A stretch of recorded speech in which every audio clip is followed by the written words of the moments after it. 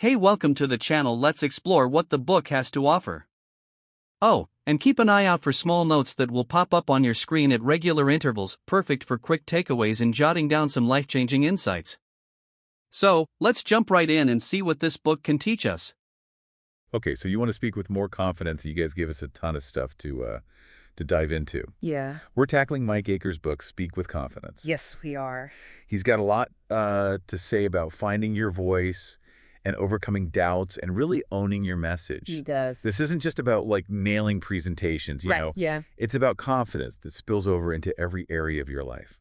So get ready for some serious aha moments. Yeah. What I thought was really fascinating about this book is that Aker doesn't just throw techniques at you. Right. He goes deeper to the roots of where confidence comes from. And he says it's like a three-legged stool. Okay. You've got your identity, your message, and your skills. And if any one of those legs is weak, Yeah. the whole thing wobbles. So it's not enough to just like have slick presentation skills. No, not at all. Got it. Like imagine a rickety boat trying to carry a valuable cargo across a stormy sea. Right. It doesn't matter how skilled the sailor is, Uh-huh. that journey's doomed. Yeah. And Eker uses that boat analogy a lot. Your identity is the boat, the message is the cargo, and your skills are like how you navigate. So the boat needs to be solid before we even worry about what we're carrying or how to sail. Exactly. But what makes a solid boat when it comes to our identity as speakers? Well, Eker says, and I love this quote, you are the message. You can't hide your personality. It comes through no matter what. So trying to be all calm, cool, and collected, if that's not me, Yeah. is actually going to backfire. He tells a story about a client who was forcing herself into that mold because she thought that's what a good speaker should be. Right.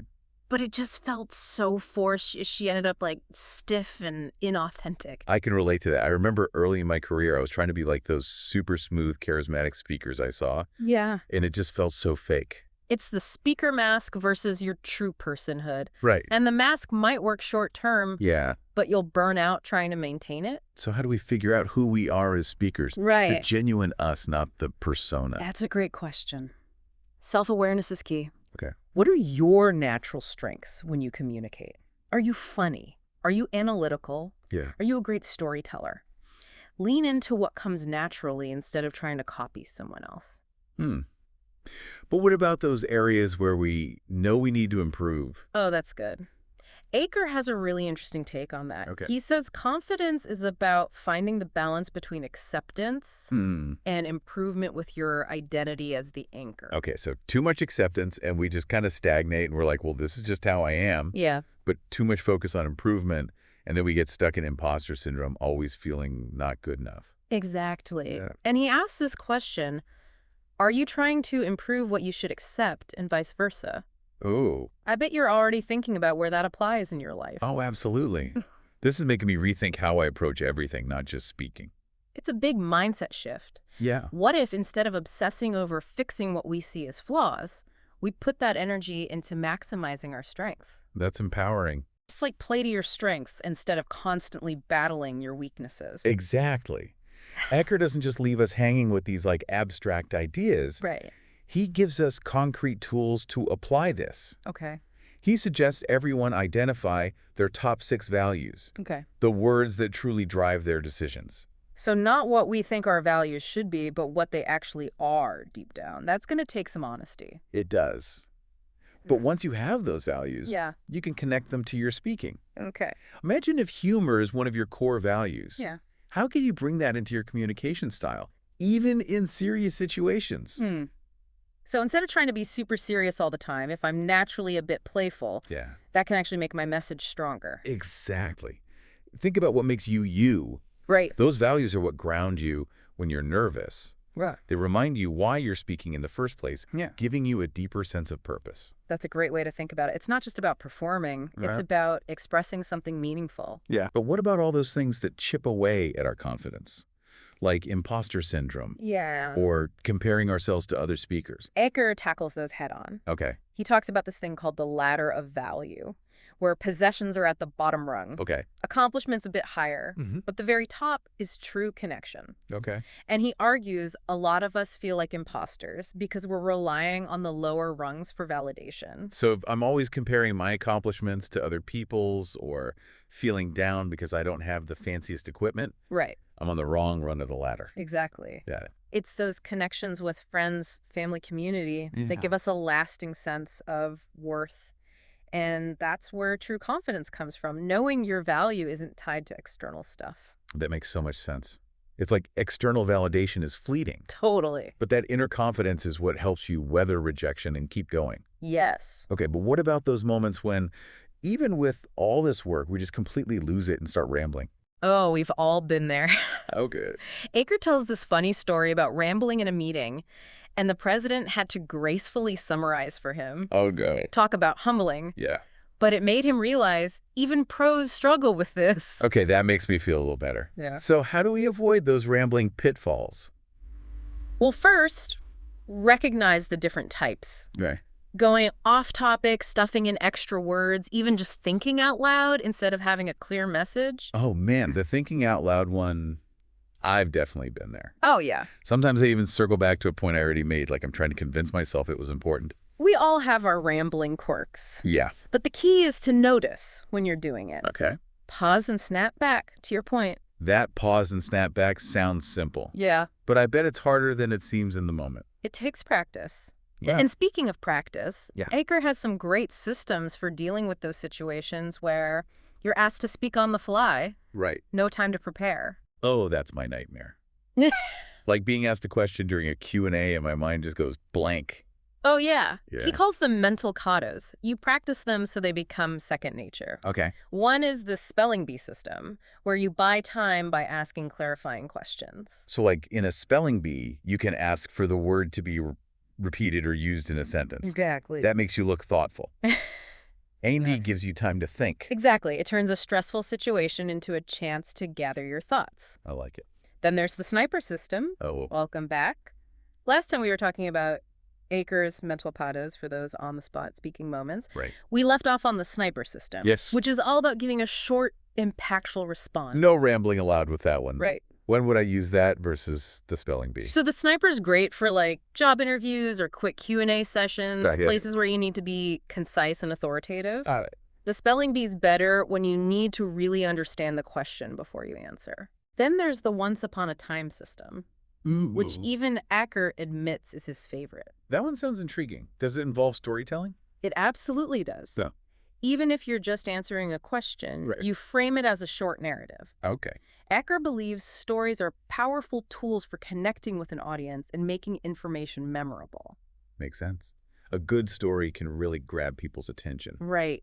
And it can disarm a tense situation, Uh-huh. create a sense of rapport. Yeah. Then there's the 3 buckets system, Okay. which is kind of similar to the bucket system that Aker talks about for structuring a whole speech. So even when I'm speaking off the cuff, I can still organize my thoughts into 3 main points.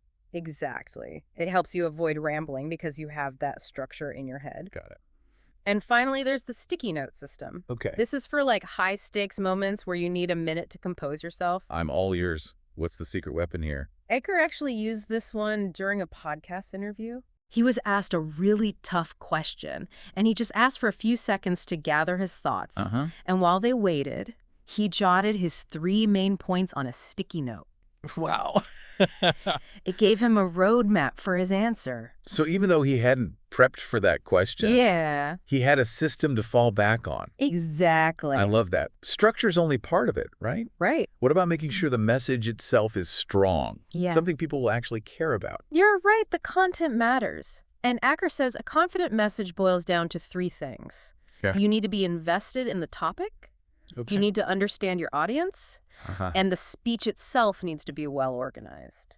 It's not enough to just have confidence in myself as a speaker. Right. I need confidence in the material, too. No more faking it till I make it, huh? Remember the boat analogy? Yeah. A sturdy boat is useless if it's carrying junk. Right. Aker tells this story about a client named Glenn Okay. who was terrified of public speaking. Oh, I know a few Glens. He was like a numbers guy, loved spreadsheets, hated presentations. Okay. And Aker helped him identify his strength, like efficiency problem solving, and said, make those the focus of your talks. So instead of trying to be some charismatic speaker, Yeah. he tapped into what he was already passionate about. Exactly. I bet his presentations became way more engaging, too. And it transformed his speaking. Yeah. He went from dreading presentations to actually enjoying them. That's amazing. Finding that connection between your message and your passion. Right. It makes such a difference. It's about authenticity. Yeah. And Aker has some good tips for making that connection. Okay. It starts with identifying the purpose of your speech. Isn't the purpose the same as the topic? Not always. So the topic is what you're talking about. Okay. But the purpose is WHY. What impact do you want to have on your audience? Right. What do you want them to do with the information you give them? So if I'm talking about, say, time management, Yeah. my purpose might be to inspire my team to be more productive Exactly. or help them reduce stress. Yeah. Once you're clear on your purpose, then you can tailor your message to your audience. Right. We touched on audience analysis last time, Yeah. but I want to hear more about how Aker approaches that. He stresses knowing your audience, like their demographics, their interests, their needs. Right. But he goes deeper and says you need to connect with them on an emotional level. So it's not just about dumping information on them. Right. It's about creating a shared experience. Exactly. Stories are powerful for this. Use anecdotes. Examples make your message come alive. He even talks about using humor. Now you're speaking my language? Yeah. But I'm not a comedian. What if my jokes fall flat? It doesn't have to be stand-up comedy. Right. A witty observation, a self-deprecating story, even a well-placed pause can get a chuckle. Okay. It's about making that connection. Got it. Loosen up a bit. Exactly. Okay. This is making me feel more excited about my next presentation. Good.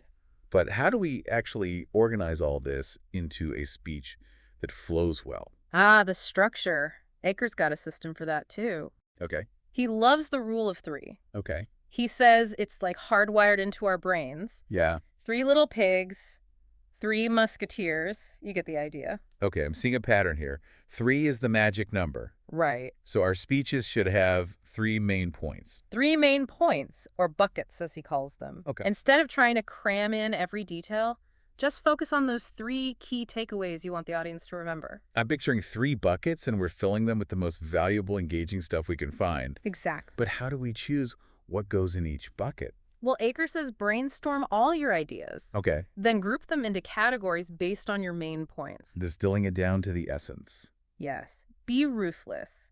Cut anything that's not essential. Yeah. And make sure each bucket supports your overall message. It's not just 3 random ideas. Right, so it's like a mini story with a beginning, middle, and end. Exactly. Even if it's just a short presentation. Right.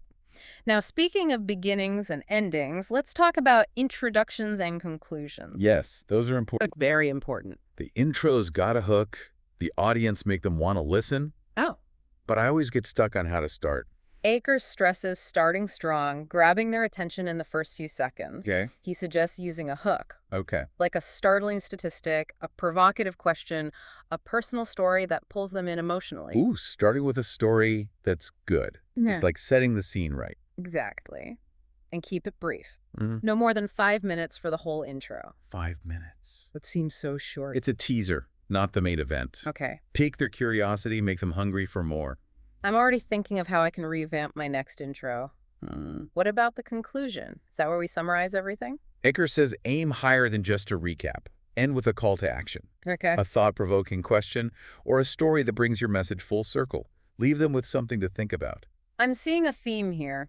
It's not about showing off how much you know. Yeah. It's about serving the audience, giving them something they can use. You got it. Yeah. But what about those times when we don't have time to prep a whole speech? Right. How do we apply these principles to speaking off the cuff? Yeah, like in a meeting or Q&A where you have to think on your feet. I'm terrified of those situations. Aker says even spontaneous speaking can benefit from structure.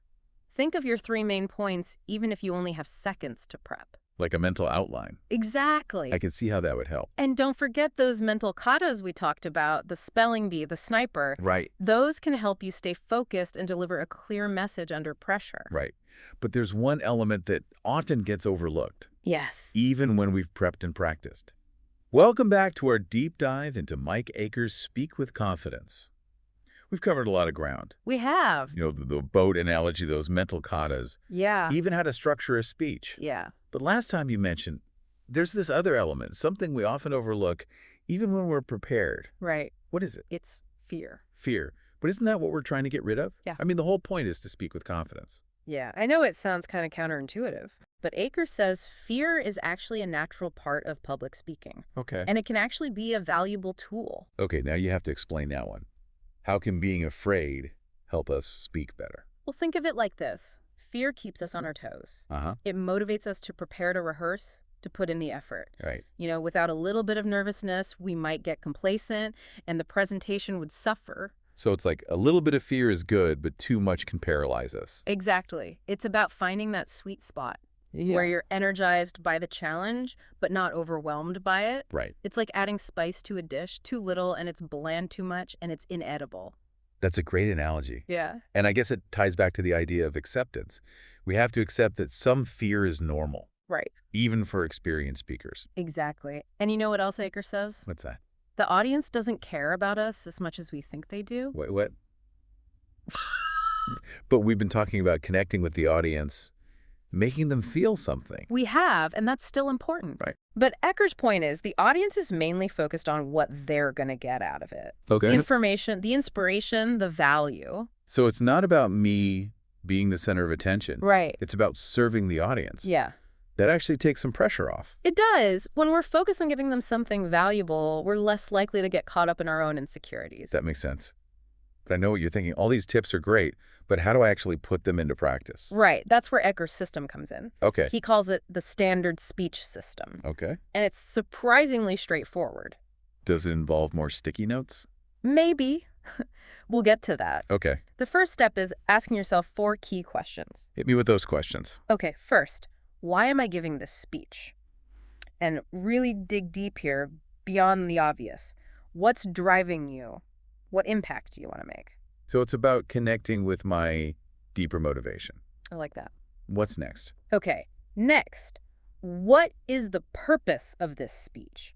What do you want the audience to do with the information? Then, who is my audience? And I mean, really understand their needs and interests. Mm-hmm. And finally, why should they care? Give them a reason to invest their time and attention. Yeah, those are great questions. Yeah. They really make you think about the speech from the audience's perspective. Yes. What happens after we've answered those questions? Eker recommends starting with the body of the speech. Okay. Those 3 key buckets we talked about. Interesting. I would have thought the introduction comes first. Isn't that the hardest part? Yeah. Eker actually says starting with the intro can lead to writer's block. Uh-huh. We get so hung up on the perfect opening line that we get stuck. So start with the meat of the speech first. Exactly. Makes sense. Yeah. What's the best way to develop those 3 key points? He recommends mind mapping. I've heard of that, but how does it actually work? You start with the central idea, your main topic. Okay. Then you just branch out, adding related ideas, concepts, examples, use different colors, shapes, images, whatever helps you visualize the connections. So it's like brainstorming, but more visual. I can see how that would make it more fun and engaging. It is. Once you've got a good mind map, start grouping those ideas into your 3 buckets. Okay. And be ruthless. Edit out anything that's not essential. It's like shaping a sculpture, chipping away the excess until you have the core form. Okay, so we've got our 3 buckets full of juicy content. Now what?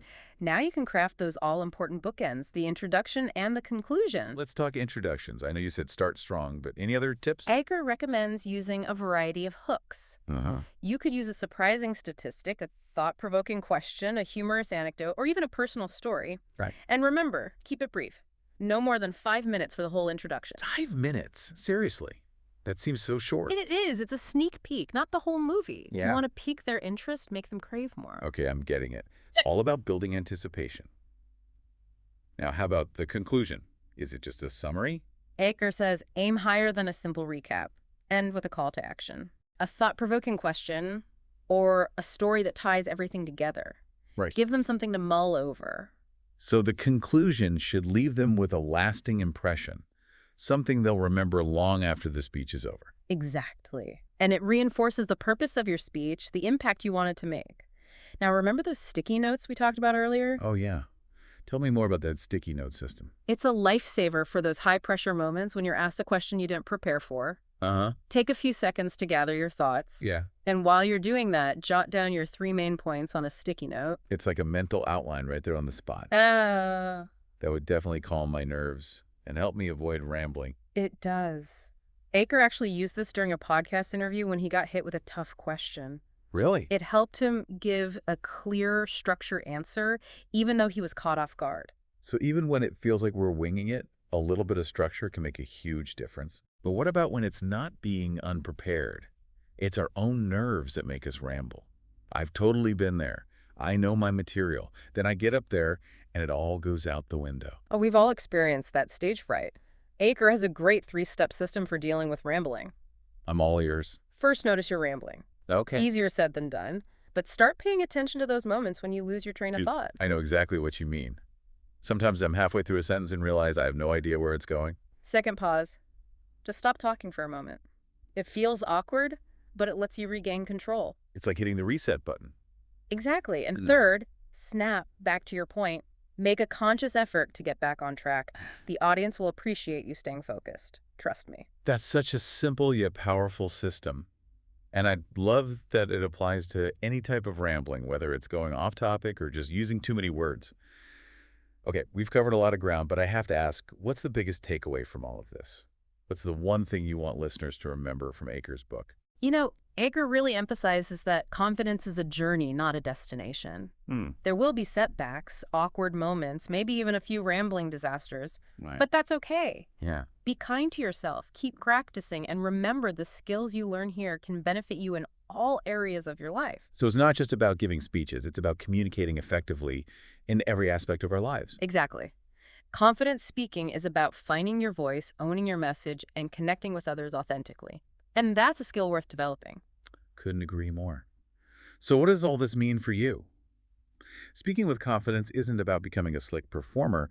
It's about knowing yourself, owning your message, and connecting with your audience authentically. It's a journey, not a destination. And Aker's book gives you a roadmap to get started. What stood out to you the most? One thing that really stayed with me is Aker's emphasis on practice. Like any skill, confident speaking takes time and effort. But the payoff is immense, not just for public speaking, but for every area of your life where clear, compelling communication matters. That's a great takeaway. Well, it seems like we've reached the end of our deep dive into Mike Aker's Speak with Confidence. I don't know about you, but I'm feeling a lot more empowered to tackle my next presentation. And remember, we've only scratched the surface of what this book has to offer. So go check it out and continue on your journey to becoming a more confident and impactful communicator. Until next time, happy speaking. Kindly head down to description and click the link to purchase the book. Thank you for listening to us. Please kindly like, share, and subscribe to the channel. Also, please let us know which book you would like us to summarize.